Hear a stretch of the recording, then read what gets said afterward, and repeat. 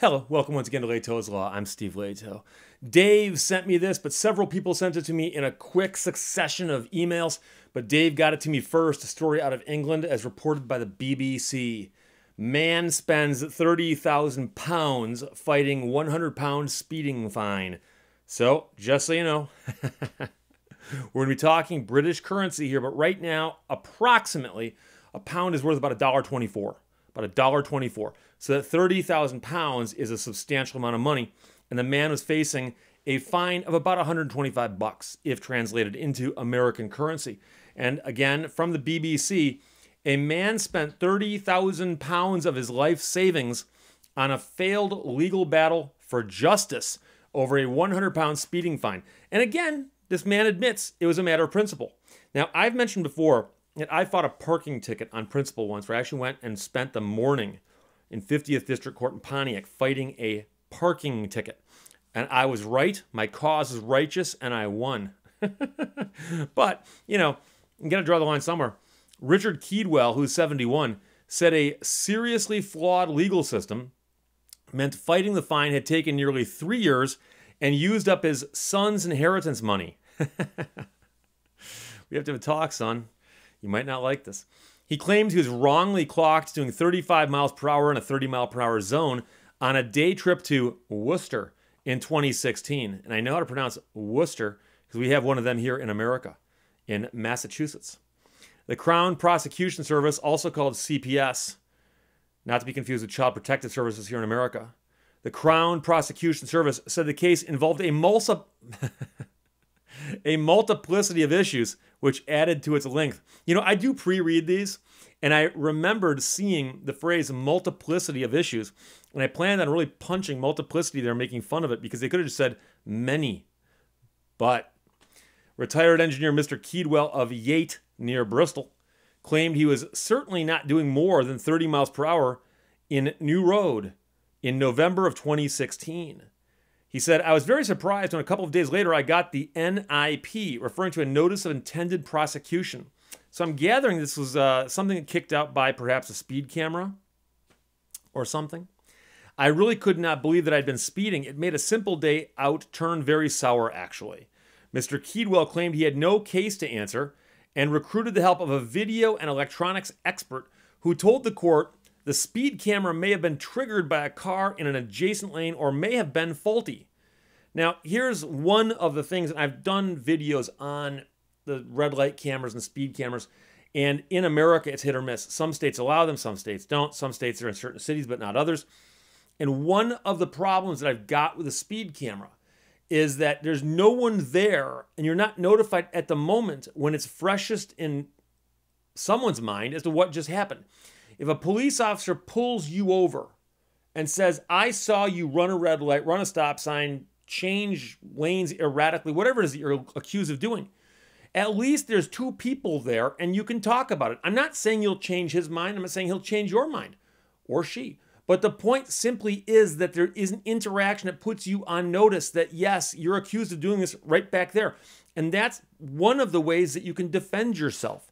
And due process, I believe, always means that you have an opportunity to defend yourself adequately. So when you get a thing in the mail a week later that says, oh, by the way, you were speeding.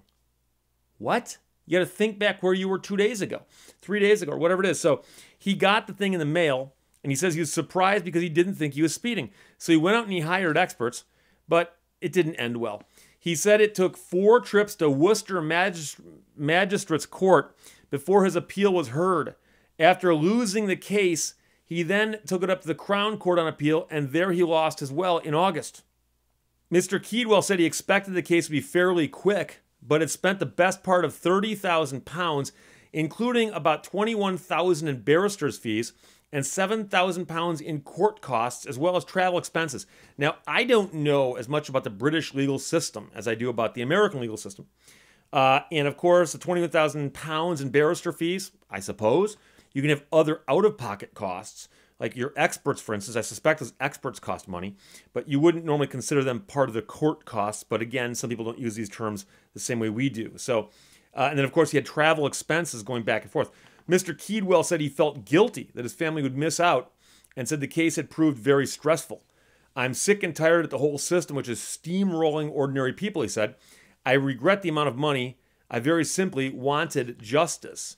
So they do point out on the BBC that the percentage of motorists exceeding speed limits in 2018, generally speaking, on 30-mile-per-hour roads is about half or more than half, meaning that if you literally just sat there with a radar gun and clocked every single person that drove by on a 30-mile-per-hour road, about half of them are speeding. Now, many of them, I'm assuming, will be speeding at 31 miles per hour, 32 miles per hour, 33 miles per hour. And the question is, how much above that do you have to be going before you get ticketed? Mr. Keedwell was accused of doing 35 in a 30, 5 over. Many people in America feel it's safe to drive at 5 over, but above that, they know they're getting the range where a police officer might be tempted to pull them over. A CPS spokesperson said some issues raised by the defense led to the need for additional hearings and for expert evidence to be obtained. And here's the quote: as the case involved both a lengthy trial at the magistrate's court and subsequent hearings at the Crown Courts to progress an appeal against conviction, the overall length of the case took some time to conclude, they said. So there you have it. The man got hit with a 100-pound ticket, about 125 bucks, 3 years ago. And rather than pay it, on principle, he decided to fight it, brought in experts and so on, and then lost at a cost to him of about 30,000 pounds. Again, a pound being about $1.24 US. So it's one of those things. We all know that the tickets that you get issued by a red light camera or a speeding camera or whatever it is, quite often they price them specifically knowing that you're more likely to pay it than you are to fight it. And they do that to generate revenue. And I'm assuming they do that in England the same way they do it in the US. So again, about the 21,000 pounds in barrister's fees, I can't speak to those. I don't know what the barristers were charging by the hour, nor how many hours they spent in court. It's been a while since I handed somebody a $21,000 bill for my services. And I understand that $21,000 is not 21,000 pounds. I've already explained that a couple times. But the point is that it turned out to be a rather extensive and expensive fight. So we hear about these things from time to time. And, you know, you really wonder, what are the odds that the guy wasn't speeding? You know? So one of the things that I'd be curious about the most is what his experts had to say and what they based their opinions on. And I'd also like to know what they send you in the mail. Do they send you a photograph of your car and say, here's a photo of you speeding? Or do they simply send you a notice and say, hey, you know, we read your license plate as it went by, and boom. And I mean, because I mean, a red light camera often gets a photograph of you in violation, so they can actually get a photograph that's fired as your car is across the line and so on. And, you know, you can make the argument about some other reason why you crossed the line, or you're making a right turn on red or something. But the point is that there's a photograph that bears some argument, that it has some basis for showing what you've done. And the question is, what would they send you on a speed ticket like this? I don't know. Again, here in Michigan, we do not have these cameras for speeding or for red lights. But like I said, I know around the country, they're more common. So perhaps you can fill me in. But again, man spends 30,000 pounds fighting a 100-pound ticket. And he lost. So there you go. Questions or comments? Put them below. Otherwise, talk to you later.